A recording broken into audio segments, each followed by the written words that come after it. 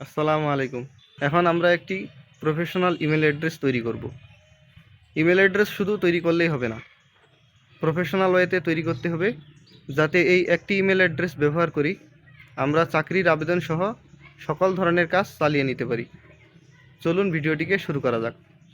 শুরুতেই আপনার ফোনে থাকা জিমেল অ্যাপটিকে চালু করে নিতে হবে। জিমেল অ্যাপটি আপনার ফোনে না থাকলে গুগল প্লে স্টোরে গিয়ে জিমেইল লিখে জিমেল অ্যাপটিকে ইনস্টল করে নিতে হবে। আমি আমার জিমেল অ্যাপটিতে প্রবেশ করছি। জিমেল অ্যাপটিতে প্রবেশ করার পর আমার আগে থেকে একটা জিমেল অ্যাকাউন্ট লগ ইন করা আছে। নতুন অ্যাকাউন্ট করার জন্য প্রোফাইল আইকনটিতে চাপ দিতে হবে। তারপরে অ্যাড অ্যানাদার অ্যাকাউন্ট এই বাটনে চাপ দিতে হবে। তারপরে গুগল সিলেক্ট করতে হবে।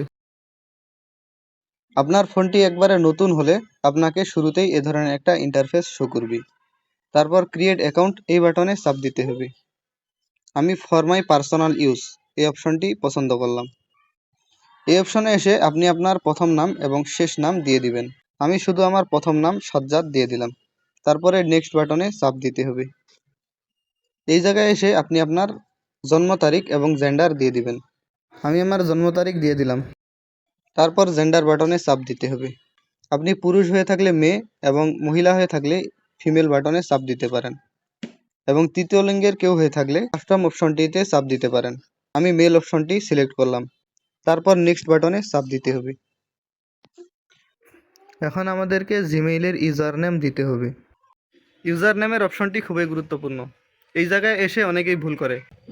সহজে মনে রাখা যায় এবং আকর্ষণীয় একটি ইউজার নেম দিতে হবে, যাতে ইমেল অ্যাড্রেসটিকে চাকরি সহ সর্বক্ষেত্রে ব্যবহার করা যায় এবং আপনার ইউজার নেম বা ইমেল আইডির কারণে আপনি যেন গ্রহণযোগ্যতা পান। অনেকে র্যান্ডম বিভিন্ন শব্দ ব্যবহার করে ইউজার নেম দিয়ে থাকেন। আপনি সংক্ষেপে আপনার নামের সাথে কিছু আকর্ষণীয় শব্দ যোগ করে ইউজার নেমটি দিয়ে দিতে পারেন। আমি এই জায়গায় টেক ডিএনএ নামটি লিখে নেক্সট দিলাম। এই নামটি অলরেডি একজন নিয়ে নিয়েছে, তাই এখানে আমি টেক ডিএনএ এর সাথে 9 লাগিয়ে দিলাম। তারপরে নেক্সট বাটনে চাপ দিতে হবে। এই জায়গায় এসে বড় হাতের অক্ষর, ছোট হাতের অক্ষর, স্পেশাল ক্যারেক্টার যেমন @# সবগুলো মিলিয়ে একটি স্ট্রং পাসওয়ার্ড দিয়ে দিবেন। পাসওয়ার্ড দেওয়া হয়ে গেলে নেক্সট বাটনে চাপ দিতে হবে। গুগল পাসওয়ার্ড ম্যানেজার পাসওয়ার্ডটিকে সেভ করতে বলতেছে।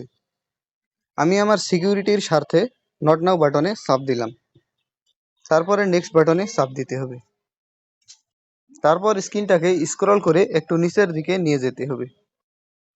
তারপরে আই এগ্রি বাটনে চাপ দিলেই তৈরি হয়ে যাবে আপনার একটি ব্র্যান্ড নিউ ইমেল অ্যাকাউন্ট। আমার ইমেল অ্যাকাউন্টটি তৈরি হয়ে গেছে।